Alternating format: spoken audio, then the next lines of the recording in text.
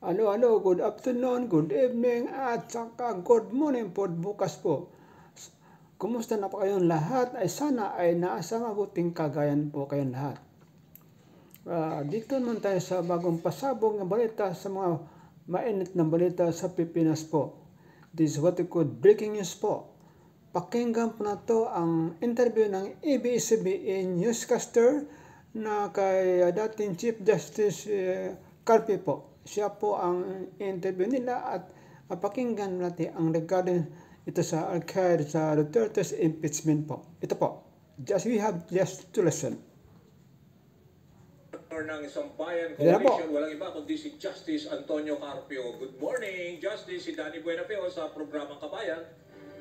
Bali, interview po kay Danny Buenafeo po. Good morning to our viewers. Alright, maraming salamat, Justice. Unang-una, narinig ko na halos lahat ng mga argumento mula pa ng Miyerkules at saka narinig na rin natin yung mga ibang law professors, mga legal, di ba, luminary na tinatawag natin. Pero, yan po ay yan po ang tinatawag na Zoom interview po sa ABS-CBN.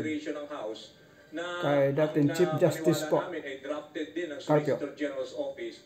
Alam ko the next day, nag-file din kayo, yung grupo nyo, yung sambayan, yung omnibus motion for reconsideration, and you are asking for oral arguments as status quo ante order. Ano pinagkaiba ho? At ay yung baha, halos ano na rin, pareho lang din ho ng MR na isinalang din ho ng lower house? Yes, almost the same naman. May nagdi-differ lang kami sa mga explanations, pero the same remedy. We ask for, we have to, of course, ask for permission to intervene dahil hindi naman kami original party. Yes. But we are asking for the Supreme Court to reconsider and to call for oral arguments. So yung doon ba sa original na MR na sinubmit ho nung Lunes, nabasa nyo rin ho ba yun? Yung drafted by the Solicitor General's Office? Yes, nag-circulate naman yan sa sa media, sa social media. Okay, pero nandoon din ho ba yung yung gusto rin nila na magkaroon ng oral arguments or ito yung sa inyo talagang to maintain status quo ante order?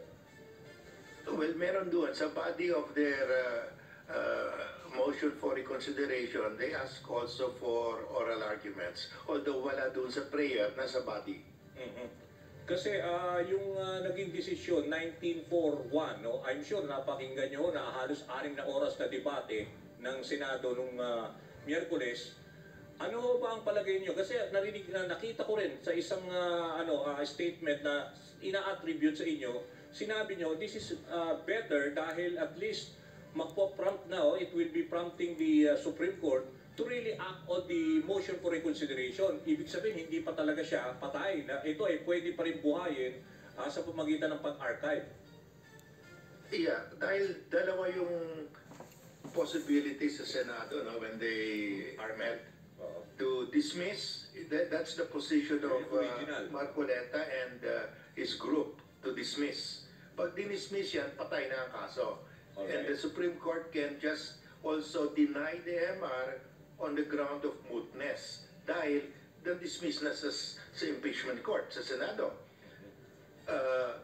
Ang maganda sana, they just postpone their decision to await the decision of the Supreme Court on the motion for recon. Pero ang ginawa nila, to archive it. Pero ganyan din ang epekto because you archive it, you do not dismiss. And sabi nga ng mga explanation ng mga proponents ng archiving, sabi nila, that can be revived. If the Supreme Court reverses its decision, we can revive it upon motion. So, but my position there, if the Supreme Court reverses itself, we are back to that provision of the Constitution which says, start this channel. We're just going to pick a familiar rendition of the Ten Commandments. And I just want to make... The trial in the Senate shall forthwith proceed.